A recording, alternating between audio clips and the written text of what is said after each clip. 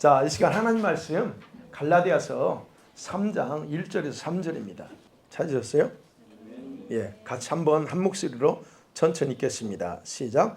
어리석도다 갈라디아 사람들아, 예수 그리스도께서 십자가에 못 박히신 것이 너희 눈앞에 밝히 보이거늘 누가 너희를 꾀더냐? 내가 너희에게서 다만 이것을 알려 하노니 너희가 성령을 받은 것이 율법의 행위로냐? 혹은 듣고 믿음으로냐? 너희가 이같이 어리석으냐? 성령으로 시작하였다가 이제는 육체로 마치겠느냐? 아멘. 다 읽지는 않겠습니다. 자, 오늘은 혼적인 믿음과 영적인 믿음의 차이점에 대해서 나누려고 합니다. 한 번 더 다음 주에는 또 역시 혼적인 믿음의 특징하고 그리고 그런 영적인 믿음에 대해서 한 번 더 다루려고 하는데, 오늘은 일단 차이점 먼저 보겠습니다. 여러분, 하나님의 형상으로 창조했던 우리 인간은 두 가지 생명을 가지고 있어요. 그렇죠? 두 가지의 생명, 혼적인 생명하고 영적인 생명 두 가지를 가지고 삽니다. 이 혼적인 생명은, 그런데 여러분, 영이 없는 동물들도 이 혼적인 생명을 가지고 있다고 그랬죠. 그리고 영적인 생명은 오직 영적 존재로 창조된 인간만이 가지고 있고, 물론 천사도 영적인 생명입니다. 자, 우리가 잘 아는 것처럼 이 혼적인 생명은 오직 혼적인 것들만 생산합니다. 영적인 걸 만들지 못해요, 혼적인 생명으로는. 근데 영적인 생명은 영적인 것들을 만들어내요. 그러면 보세요. 동물들은 동물적인 것만 좋아합니다. 그것을 따라 살아요. 동물적인 그 본능에 따라서 삽니다. 그럼 영적인 생명을 가진 천사들은 어떨까요? 천사들은 영적인 것만 좋아하고 물질적인 세계는 전혀 관심이 없어요. 근데 우리는, 인간은 영적 생명도 있고 혼적 생명도 있기 때문에 저 하늘을 사모하면서 동시에 이 물질계에 있는 것들, 이런 것들에 대해서 눈을 떼지 못하고 마음을 떼지 못하고 살아갑니다. 여러분 보세요. 혼적인 생명을 가지고 사는 이 동물들, 그런 혼적인 것만 가지고 산다고 했잖아요. 그러면 우리는 이 두 가지를 다 가지고 살 수가 있다는 게 특징이에요. 그래서 우리 인간이 만물의 영장이다라고 이런 말도 합니다. 자, 그런 부분을 보면서, 근데 우리가 그래서 믿음도 혼적인 믿음이 있고 역시 영적인 믿음이 우리에게는 두 가지가 있어요.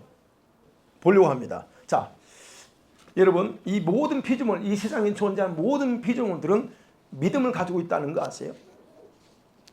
말씀 나눠볼게요, 여러분. 세상에 존재하는 모든 것들 최초에 하나님이 다 창조했죠. 다 모든 게 하나님이 창조했습니다. 그러나 이런 것들은 우리가 만든 겁니다. 이건 하나님이 창조한 게 아니죠. 맞죠? 누가 만들어서? 우리 인간이 창조의 기능을 가지고 있어요. 창조의 기능을 가지고서 필요에 따라서 이건 무생물이죠. 이런 무생물들을 다 우리가 만들었습니다. 그래서 세상에 존재하는 하나님이 창조한 생물이든 아니면 우리가 만든 이 무생물이든 간에 그냥 존재하는 게 아니라 뭐가 있어요? 각각의 목적에 따라 존재한다는 겁니다. 그렇죠? 그러면 우리 사람에 의해서 만드는 이 무생물들은 뭘까요? 일회용입니다. 한번 쓰면 없어지면 없어요. 그런데 하나님께서 창조한 생물들은 하나님을 향해서 정상적으로 반응하도록 하는 기능을 가지고 있어요. 저 풀이, 나무가 정상적으로 하나님을 향해서 반응합니다. 왜요? 하나님이 창조했기 때문에. 그 기능이 뭘까요? 그 기능이 믿음입니다. 우리도 믿음이 있지만 저 피조물들도 동일한 믿음을 가지고 있어요. 자, 그 믿음이 셋업이 돼 있어요. 모든 피조물들에게. 자, 그 셋업된 믿음은 창조주 하나님에 대한 신뢰와 그리고 각자 자신들의 창조 목적을 위해서 살아가게 하는 거예요. 그게 그 믿음이. 이러한 창조 목적을 망가고 살아갈 때에 나타나는 것이 뭘까요? 반역입니다. 창조 목적을 망각하잖아요. 그 다음에 나오는 게 반역이에요. 여러분, 피조물 중에서 우리 인간을 제외하고 모든 것들은 다 그 목적을 거역하지 않습니다. 세상에 존재하는 모든 것도 다 목적대로 그 믿음에 따라서 하나님을 향해서 반응하고 목적도로 살아가요. 그런데 어떻게 해요? 우리 인간은 달라요. 다시 말씀드리면 이 다른 모든 피조물들은 본연들 항상 그대로 산다고요. 강아지, 짐승들은 그 짐승에 맞게 살아가고 창조 목적을 역행가지고 산다는 거예요. 언제 짐승이 하나님을 향해서 역행하고 불순종하는 거 우리 모르죠. 저 자연이 하나님을 향해서 역행하고 뒤집을 수 있습니까? 없어요. 그대로 가요. 그대로. 그런데 우리 인간만이 유일하게 천사와 같은 존재로 창조된 인간만이 하나님을 거역하고 반역한다는 겁니다. 여러분 우리가 아는 것처럼 천사가 타락을 하죠. 타락함을 통해서 창조 목적을 역행했어요. 그래서 어떻게 합니까? 저주받죠. 저주받고 그 모습이 변해서 혐오스럽게 돼요. 흉측합니다. 그래서 괴물이야. 사단의 모습은 괴물입니다. 그리고 사단은 잡혀서 어디에 갇혔어요? 지옥의 감옥에 갇혀 있는 상태입니다. 그리고 나서 인간은 타락한 그 천사의 거짓에 속아서 하나님의 명령을 거역하고 또 타락하는 거죠. 자, 그것이 바로 뭐냐? 창조 목적을 위해서 그 온전하게 살아갈 수 있는 믿음의 기능을 파괴하는 것이 바로 그때 일어난 거예요. 우리 안에 있던 그 믿음, 하나님을 향한 믿음, 창조의 목적에 따라 살 수 있는 그 믿음이 파괴된 겁니다. 그래서 우리 인간이 어마어마하게 하나님을 향해서 참 배은망덕한 그런 모습을 사는 거예요. 우리가 믿고 안 믿고를 떠나서. 그것에 대해서 이사야 선지자가 1장 3절에서 외치죠. 시작. 소는 그 임자를 알고 나귀는 그의 알건만은 이스라엘은 알지 못하고 나의 백성은 깨닫지 못하는도다 하였도다. 짐승도 알아. 짐승도 하나님을 알아요. 그래서 자기 본연의 모습을 벗어나지 않아. 그런데 유일하게 인간, 두 가지 생명을 가지고 온 인간만은 저렇게 하나님을 알지 못하고 자기 멋대로 산다라고 말하는 겁니다. 자, 바로 그 믿음의 기능은 바로 여러분 하나님께서 우리 인간이 하나님 자신을 자각하며 인식할 수 있도록 주신 지적인 선물이에요. 지적인 선물입니다. 그런데 그 믿음의 기능이 깨지죠. 그러거나 어떻게 해요? 인간의 그런 자각 기능, 인식 기능은 작동 불능 상태가 됩니다. 그 믿음이 깨진 후에 인간에게는 하나님의 존재를 믿는 기능이 사라졌어요. 그래서 그때부터 하나님을 믿지 않습니다. 물론 이제 아담 이후에 그 일부 후손들은 믿어갔죠. 그러나 대부분 다 하나님을 믿지 않고 떠나가는 결과를 가지고 왜? 그 믿음의 기능이 깨졌기 때문에. 자각 기능, 인식 기능이 다 불능 상태이기 때문에 그래요. 떠나가서 창조 목적을 따라 살아가지 못하고 어떻게 자기만을 위해서 살아가는 존재로 그렇게 변질됐다는 겁니다. 그러면 생각해야죠. 왜 이런 현상이 나타났을까 하는 겁니다. 왜? 다른 게 아니에요. 그것은 믿음이 변질돼서 그 반대인 믿음의 반대가 뭐예요? 불신입니다. 믿음의 반대인 불신으로 그 대체돼 버렸기 때문에 그렇게 나오는 거예요. 오늘날 사람들이 하나님을 믿지 못하는 이유가 바로 여기 있어요. 남편과 자녀들이 아는 친구들이 믿지 못해요. 이유가 있죠. 이것 때문에 근본적으로 못 믿는 겁니다. 그들 안에 그런 믿음의 기능이 없고 불신의 기능만 더 강하게 작동되기 때문에 믿지 못하는 거예요. 근데 이것이 저 불신자들만 있느냐? 아닙니다. 이런 불신은 설령 교회 안에 믿는 자라고 스스로 고백하는 사람들에게서도 그대로 심각하게 작용하고 있다는 거예요. 여러분 어떠세요? 나 믿는데, 그렇죠? 믿는다고 말합니다. 근데 보세요. 이 불신의 작용은 여러분 믿음이라는 포장지를 통해서 스스로 믿음을 가진 것처럼 착각하게 만들어요. 바로 원수는요, 이런 것들을 이용해서 우리 성도들을 속이고 하나님을 신뢰하지 못하도록 활동하고 있다는 겁니다. 사실이요, 여러분, 성경에는요, 귀신들이 우리 성도들보다 더 큰 믿음을 가지고 있다는 거 아세요? 여러분보다 더 큰 믿음을 누가 가지고 있냐면 귀신이 가지고 있어요. 그래서 그들은요, 하나님의 존재를 부정할 수 없어요. 그리고 그분의 위엄과 심판의 권세를 두려워하며 떨어요. 근데 우리는 그것에 대해서 전혀 의식이 없어. 그것에 대해서 야고보서 2장 19절에서 야고보가 이렇게 기록하고 있잖아요. 시작. 내가 하나님은 한 분이신 줄 믿느냐? 귀신들도요, 우리보다 더 큰 믿음 가지고 있어요. 하나님을 두려워하는데요, 우리보다 더 큰 믿음이에요. 여러분, 하나님 정말 두려워하십니까? 하나님의 심판을 두려워해요? 우리가 하나님의 심판을 두려워하셔야 됩니다. 그 하나님을 믿는 믿음, 하나님을 투덜투덜할 게 아니에요. 오늘 그냥 거두는 우리는 흙으로 돌아갈 존재인데 하나님을 알았어. 왜 하나님 나한테 뭐 안 해주냐고 투덜투덜 할 필요 없어요. 왜 남편이 기도하는데 남편 안 바꿔줘요? 너부터 바뀌어. 너가 바뀌면 남편 바뀌어요. 근데 나는 바꿀 생각 안 하고 남편만 바꾸려고 그러고 아이들만 바꾸려고 그런단 말이에요. 죄송합니다. 여러분 보세요. 주님은요, 분명하게 우리가 아셔야 돼요. 여러분 보세요. 귀신들은 안다니까. 우리보다 큰 믿음 가지고 있어요. 그러면 보세요. 천사들은 영으로 창조된 존재이기 때문에 하나님의 형상과는 별개입니다. 천사는 하나님의 형상으로 만들지 않았어요. 그거 아시죠? 천사도 사람 같습니다. 사람 같지만 형상이 하나님 형상 아니에요. 영으로 창조됐어요. 근데 유일하게 우리 사람만은 그분의 형상과 모양대로 창조되어 있어.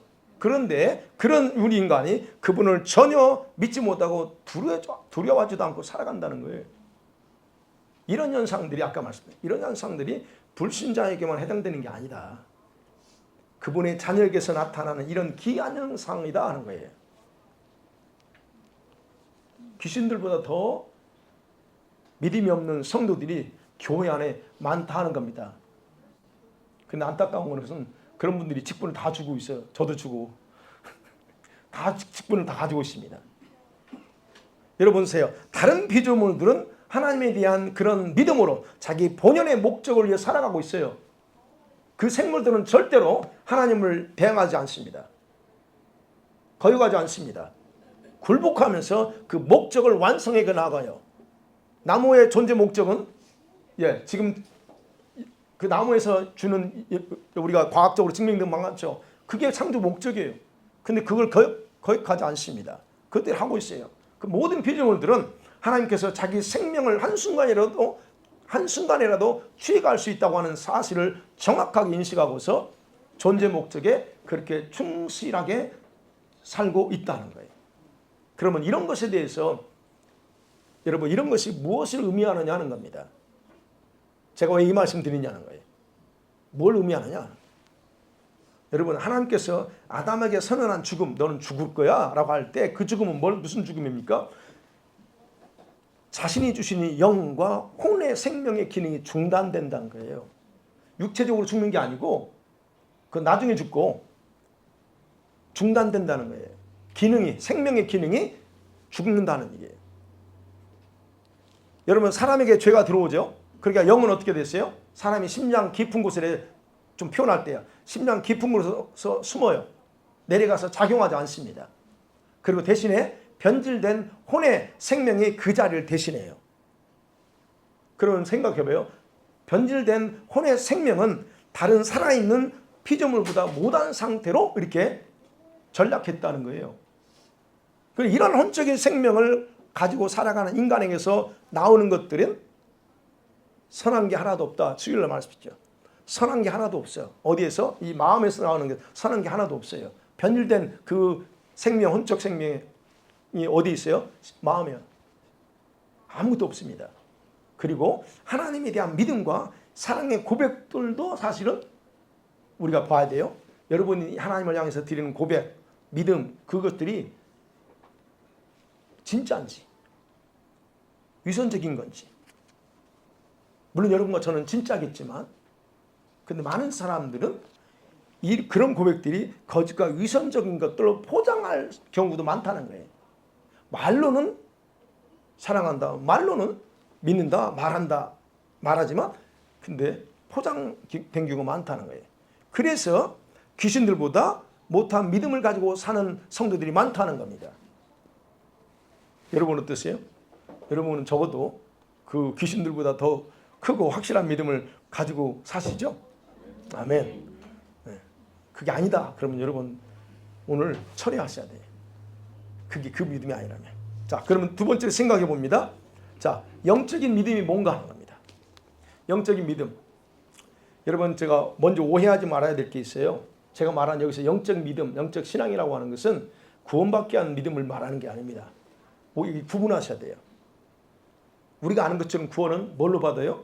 믿는 자마다 멸망치 않고 영생을 얻는 것이 그 기본이에요. 예. 그래서 구원을 얻는 믿음은 간단해요. 구원은 간단해. 어렵지 않습니다. 그냥 마음으로 주님의 십자가 사건을 받아들이고 믿으면 돼. 그러면 이미 우리에게는 redemption, justification, salvation 이루는 거예요.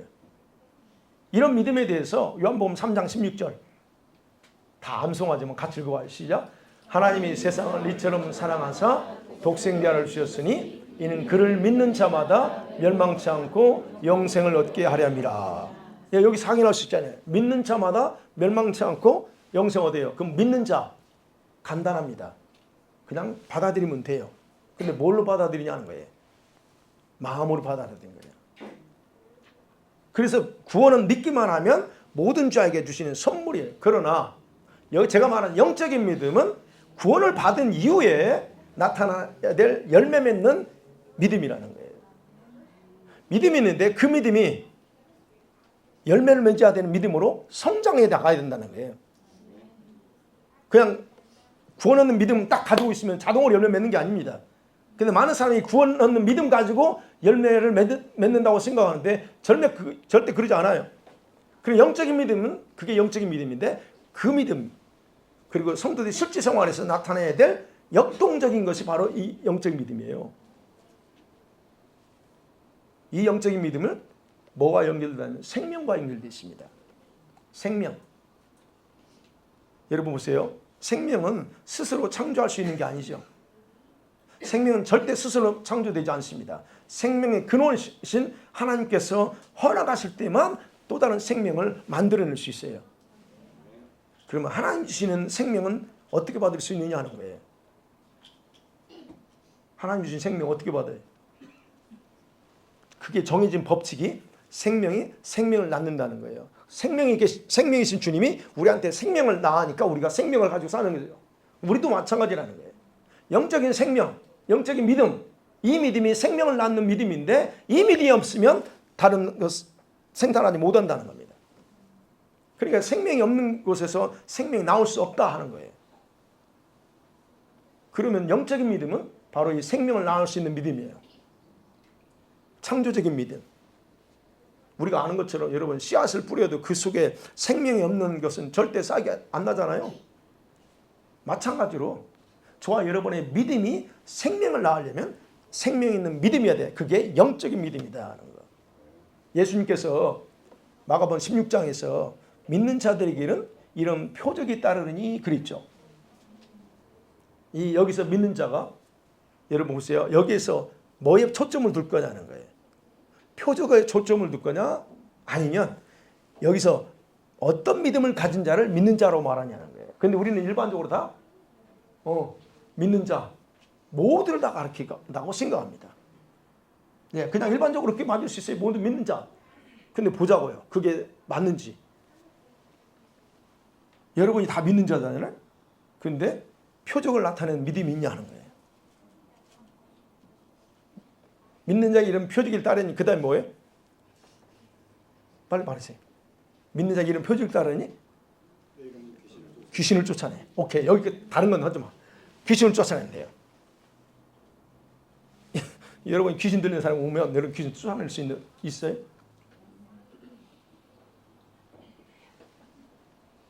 기본적으로 맞습니다. 우리 쫓아낼 수 있어요. 근데 해보자고. 실제 귀신 쫓아낼 수 있는 해보자 하는 거예요. 나가냐? 안 나가 이놈이. 안 나갑니다. 그럼 뭐가 문제예요? 예, 제가 과거에 경험했던 거예요. 내가 목사고 나는 믿는데 목사 권위도 있는데 아무리 해도 이거 안 나가. 나갈 생각 안 해. 안 나가 그래. 그럼 뭐가 문제냐는 거예요. 나 믿는 자인데. 예, 보세요. 우리는 모든 성도들이 이런 믿음을 가지고 있지 않다는 것을 정확하게 알아야 돼요. 나 그런 믿음 없구나 하는 거예요. 나는 그런 믿음을 가진 자가 아니라는 거예요. 표적을 나타낼 수 있는 믿음은 구원을 얻기 위한 믿음을 말하지 않아요. 구별하세요. 구원을 얻기 위한 믿음, 그 믿음 가지고 귀신 쫓아낼 수 있냐? 천만에 그렇지 않다는 거예요. 바로 이렇게 표적을 나타낼 수, 예수님 말씀 표적을 나타낼 수 있는 믿음, 이 믿음이 바로 영적인 믿음이고 창조적인 믿음이라는 거예요. 이 믿음을 갖지 않으면 절대 이 귀신이 꼼짝하지 않습니다. 그래서 얘기하는 거예요. 구원을 얻게 하는 믿음은 여러분 혼적인 믿음으로 믿는 믿음이면 가능해요. 그건 구원받아요. 혼적인 믿음 구원받습니다. 그러나 표적을 나타낼 수 있는 믿음은 영의 믿음으로 또는 영의 믿음으로 마음으로 믿는 게 진짜 믿음이에요. 그러니까 혼적인 믿음을 지나서 영적인 믿음으로 발전하지 않는다. 그렇다면 그 믿음은 구원 외에 다른 약속들을 내 것으로 누리면서 사는 것은 거의 불가능합니다. 이해가 되시죠? 여러분 지금까지 살았던 삶의 여정을 보세요. 그 믿음으로 여러분 얼마나 많은 하나님의 어떤 것들을 누렸는지. 어떤 경우는요, 하나님의 은혜로 작은 것들은 경험할 수 있어요. 그냥 구원 얻는 믿음 가지고 있어도 자잘한 것들은 하나님이 그냥 공급해 주세요. 그런데 본질적인 은혜는 경험하기 어렵습니다. 진짜 경험해야 될 때, 진짜 여기서 뭔가 확 돌파가 일어날 때는 그렇게 그 믿음으로 불가능합니다. 자기 속사람이 가지고 있는 그 믿음이 확관 가운데 훈련되어 있을 때 여러분 표적은 내 말과 행동을 통해서 경험할 수 있는 거예요. 그래서 일반적으로 믿음과 관련해서 우리 성도들이 오해하는 것 중에 하나가 뭐냐? 이 혼적인 믿음을 가지고서도 영적인 일을 하려는 할 수 있다는 생각을 가지고 있다는 거예요. 혼적인 믿음 가지고 일 못한다는 게 아닙니다. 제가 이제 구분해서 말씀드리는 게 영적인 일을 할 수 있다고 생각한다는 거예요. 영적인 일이 뭘까? 아까 말한 표적을 나타낼 수 있는 일들. 그 일을 할 수 있다고 생각해요. 근데 그게 원리적으로 불가능합니다. 물론 자기 열심으로 일을 할 수 있어요. 못한다는 게 아닙니다. 열심히 일하고 할 수 있습니다. 근데 열매는 영적 생명이 아닌 혼적인 것만 나옵니다. 절대로 혼적 생명을 영에 속한 생명을 창조할 수 없다는 게 원리예요. 혼적 생명은 혼적인 것만 나오지 영적인 생명을 낳을 수가 없다니까요. 우리가 착각하고 있다는 거예요.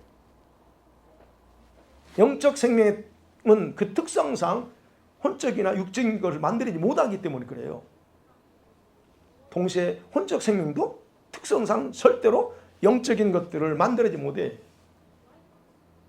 그러니까 천사들이, 영의 세계에 속한 천사들이 이 물질계 이런 거 하찮게 생각하는 거예요. 돈, 금은 보아? 이거 아무것도 아니에요. 왜? 천상은 더 어마어마한 게 있는데 이것들 가지고 뭘 관심도 없어요. 그 부분에서 우리가 정확하게 해야죠. 그래서 혼적인 생명을 가진 동물들은 영적인 것과 하늘에 속한 것에 대해서 생각을 못하는 거예요. 그래서 저와 여러분이 혼적인 믿음을 가지고 죄인을 해도 영적으로는 죄인을 하는 것처럼 보이지만 영적 생명을 거둘 수는 없다. 왜? 열매가 다르기 때문에. 그래서 영적 믿음 없이 단순히 열심으로 봉사하는 거 조심하셔야 됩니다. 우리가 과거에 그렇게 왔어요. 지금은 그거 안 하려고 우리가 기도하면서 그러죠. 뭐 그게 죄다 이거 아니에요. 그렇게 대부분 살아왔고 그것도 살아요. 그러나 문제는 살고 1년 해보면 잘못했네 라고 스스로 시간 낭비했다는 것을 스스로 알기 때문에 지금부터 아예 하지 않는 게 좋다 하는 겁니다. 그래서 영적인 믿음은 자기에게 먼저 영적인 생명력으로 작용해서 자신의 영혼, 믿음을 세워나가요.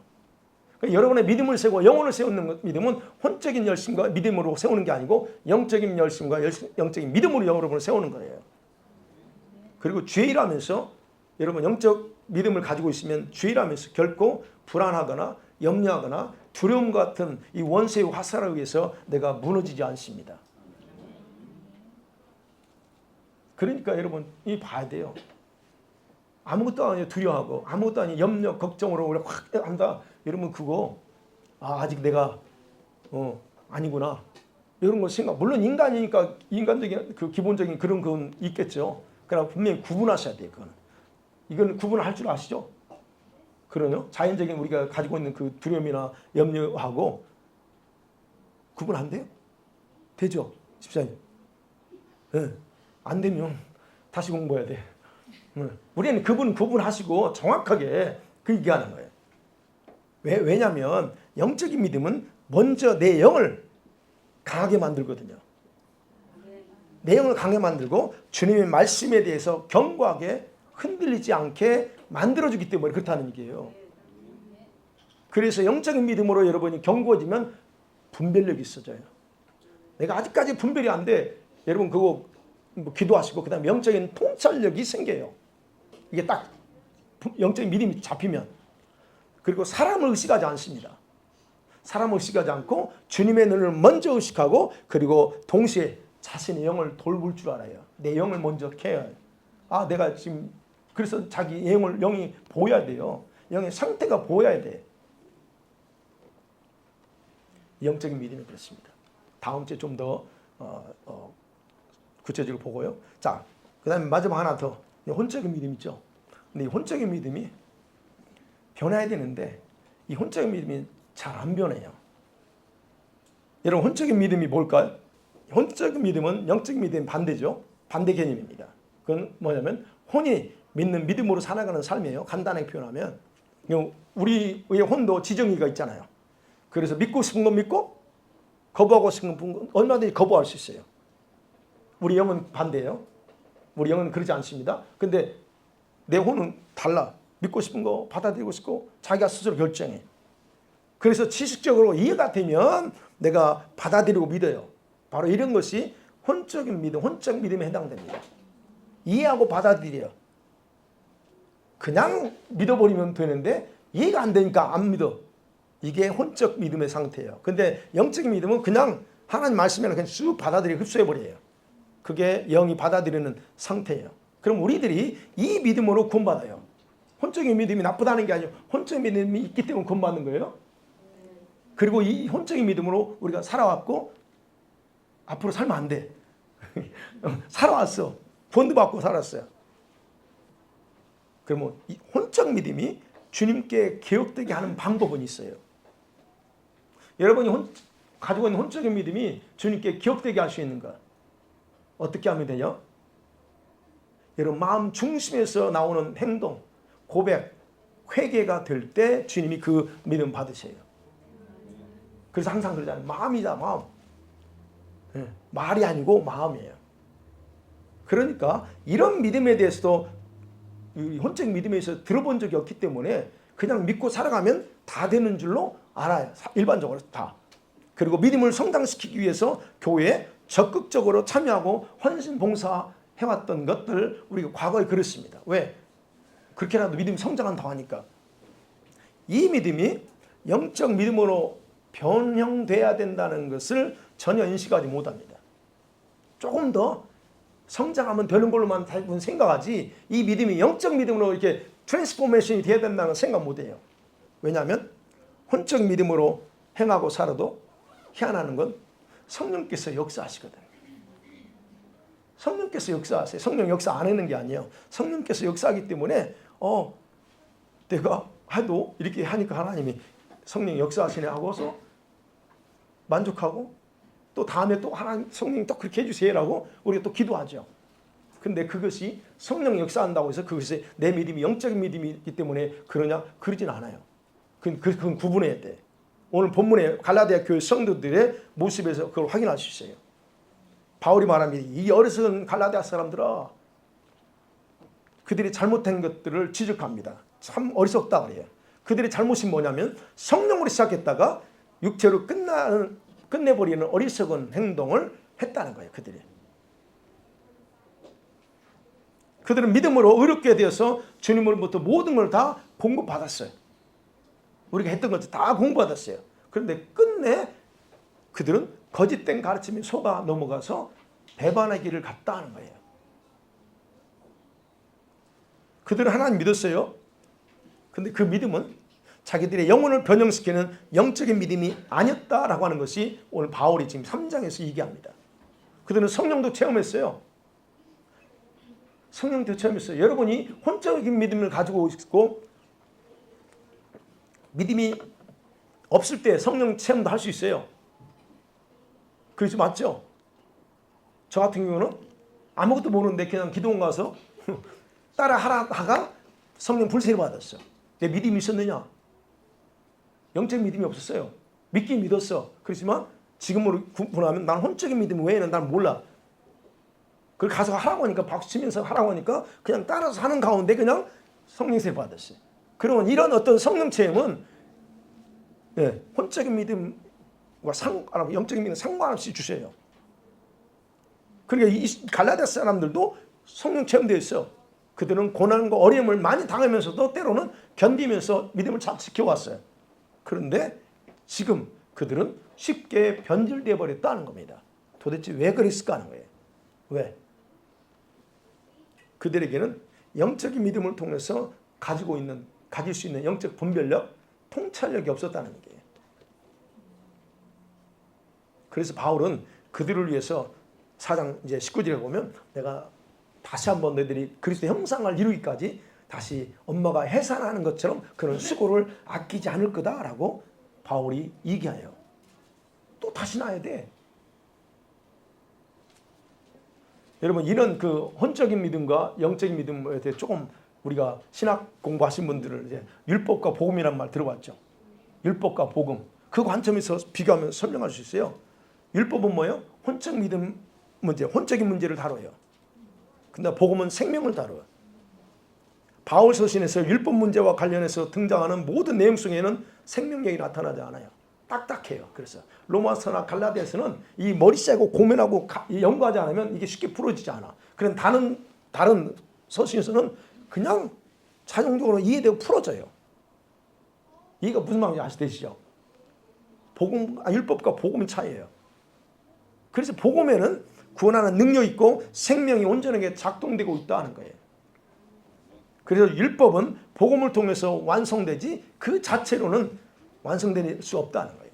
그 생명이 주어지지 않으면 율법은 완성이 안 된다는 겁니다. 그래서 얘기하는 거예요. 혼적인 믿음의 기능과 역할은 제한적이에요. 그게 필요하지 않다는 게 제한적이고 능력과 생명을 창조하지 못한다는 겁니다. 그리고 이 혼적인 믿음으로는 하나님의 창조 목적대로 온전히 살아가는 것은 거의 불가능합니다.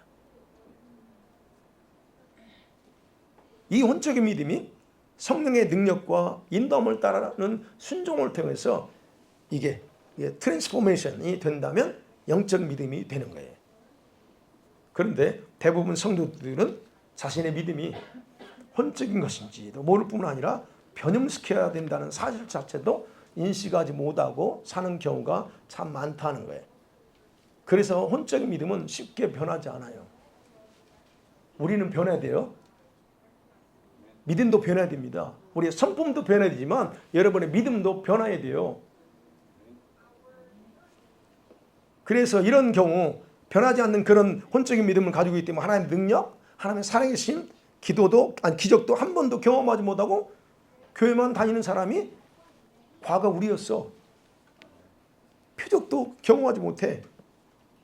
물론 이제 어쩌다가 영적인 이런 체험을 한 사람들의 간증을 듣고서 부러워하거나 잠깐의 은혜는 만끽할 수 있어요. 그렇잖아요. 그래서 그런 체험한 사람 하면서 막 그때 그 순간 한순간은 좋아요. 근데 그거 자기 건 안 돼. 왜? 내가 영적인 믿음이 안 됐기 때문에 그런 것 있을 때는 말씀을 맺어볼게요. 결론입니다. 여러분 정말 여러분 영적인 믿음으로 변형되기 원하십니까? 네. 그럼 어떻게 하면 될까? 어떻게 하면 되냐면 간단합니다. 1차적으로 답은요 다른 거 없어요. 여러분이 정말 영적 믿음으로 변형되고 싶은 갈망을 가지면 돼요. 그 갈망이 없어 대부분 다요. 여러분 왜 회개하지 못하는 줄 아세요? 회개하지 못하는 이유, 회개하라 다 많이 알잖아요. 우리 아이들도 회개하세요. 그러면 도대체 뭘 회개해요? 회개하지 못하는 이유가 뭐냐? 갈망이 없는 이유가 뭐냐? 깨닫지 못하기 때문에 그래요. 내가 도대체 뭘 회개해야 되지? 그 회개해야 된다는 걸 깨닫지 못하니까 회개를 못하는 거예요. 그러면 우리가 갈망하라. 내가 변형되겠다는 갈망이 있어야 되는데 그 갈망이 어디서 나오냐? 머리에서 나오는 게 아니에요. 갈망은 어디서 나와야 돼요? 이 하트에서 나와야 되는데 이 갈망이 있느냐는 거예요. 근데 이 갈망이 쉽게 안 나와. 예수님만 사랑합니다 하면 내 말은 하는데 한순간에 우리 찬양하고 기도할 때 예수님 하는데 이 속에 쭉 이렇게 샘물 흐르듯이 나와야 되는데 그게 안 돼요.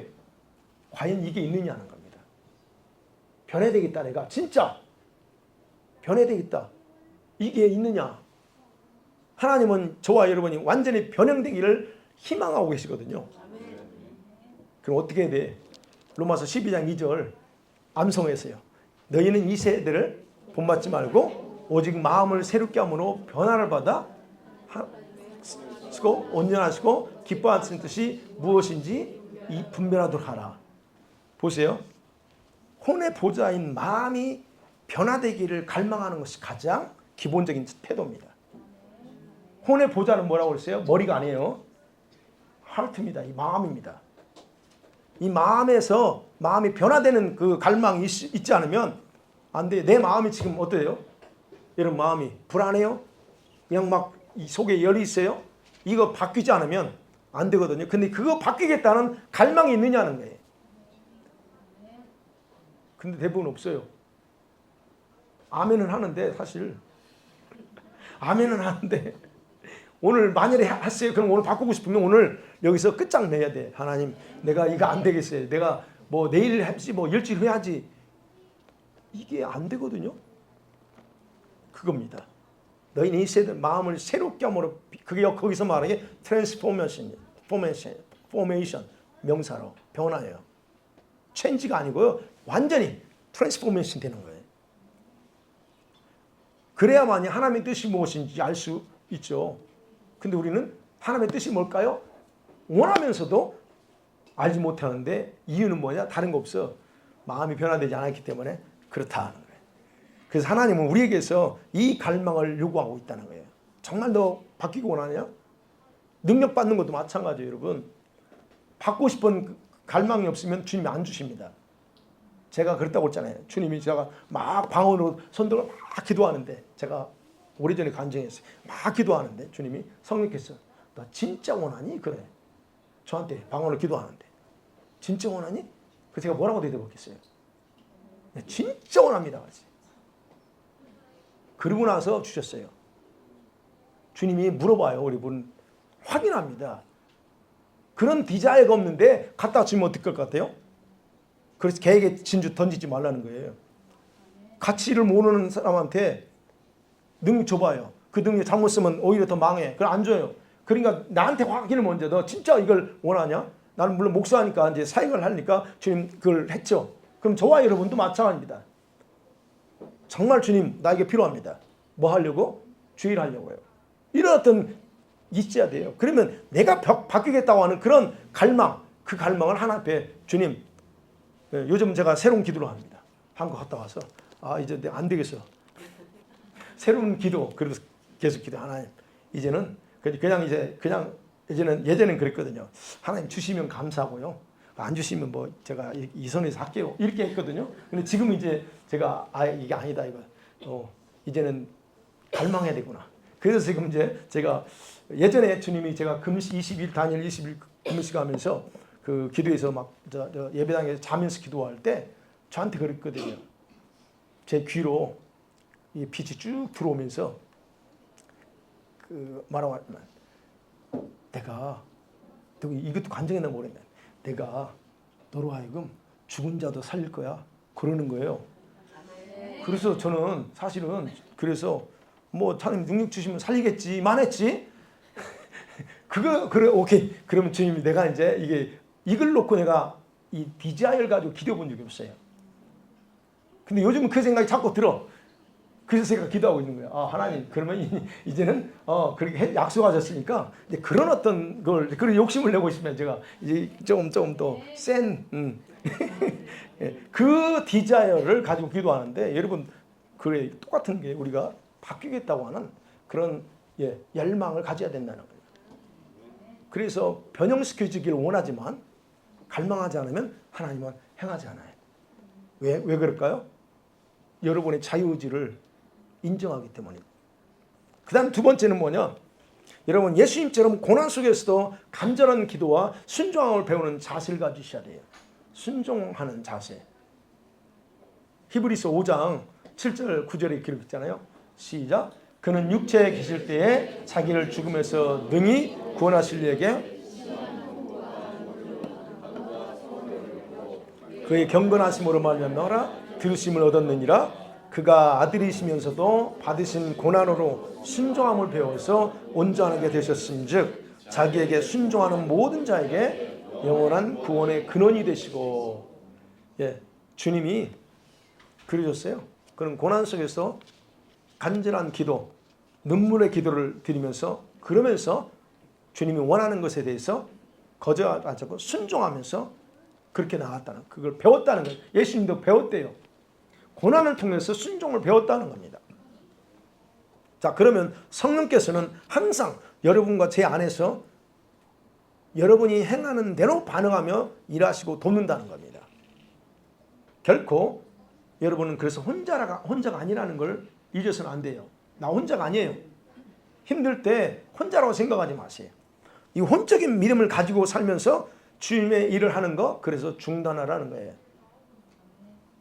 혼적인 열매는 절대로 영적인 것이 아니라 단지 혼적인 열심의 결과일 뿐이라는 거예요. 주님이 받으시는 것은 그런 혼적인 게 아니고 영적인 열매, 그런 것들을 받으시는 영적인 생명의 열매입니다. 그래서 예수님처럼 이렇게 그 어려움 속에서도 배우고 순종할 수 있는 자세로 간다면 쉽게 우리 믿음이 변형될 수 있습니다. 그래서 여러분이 그래서 영적 생명으로 헌신하고 일할 때 그것이 거룩한 향기가 되고 죄물로 올라간다는 거 꼭 기억하시기 바랍니다. 그리고 주일하다가 조금이라도 인간적인 감정이 올라올 수 있잖아요. 내가 주일을 하고 하는데 꼭 나만 해야 되냐? 이런 거 우리 쉽게 생각할 수 있는, 꼭 내만 해야 돼? 이런 어떤 인간적인 감정 또는 이런 혼적인 열심이 작동된다, 곧바로 중단하고 회개하세요. 그게 흰 옷 입은 사람들이 해야 될 가장 기본적인 자세예요. 여러분이 흰 옷 입었다면 그런 감정이 올라오잖아요. 스탑하세요. 하나님, 내 속에서 지금 이거 인간의 감정이 올라옵니다. 그 하나님 앞에 처리하고 하세요. 그래야 우리 영적인 믿음이 데미지 안 받습니다. 그리고 다시 여러분의 영이 생명으로 채워지면 그때 시작하세요. 바로 이것이 여러분의 믿음이 영적으로 채워져가는 방법입니다. 그래서 이 시간에 우리가 하나님 앞에서 이 믿음 한번 살펴보면서 여러분이 혼적인 믿음인지 영적인 믿음인지 아니면 그 중간 막 이렇게 올라가고 있는지 아마 다 파악됐을 거예요. 그래서 그걸 놓고 기도하기로 합니다.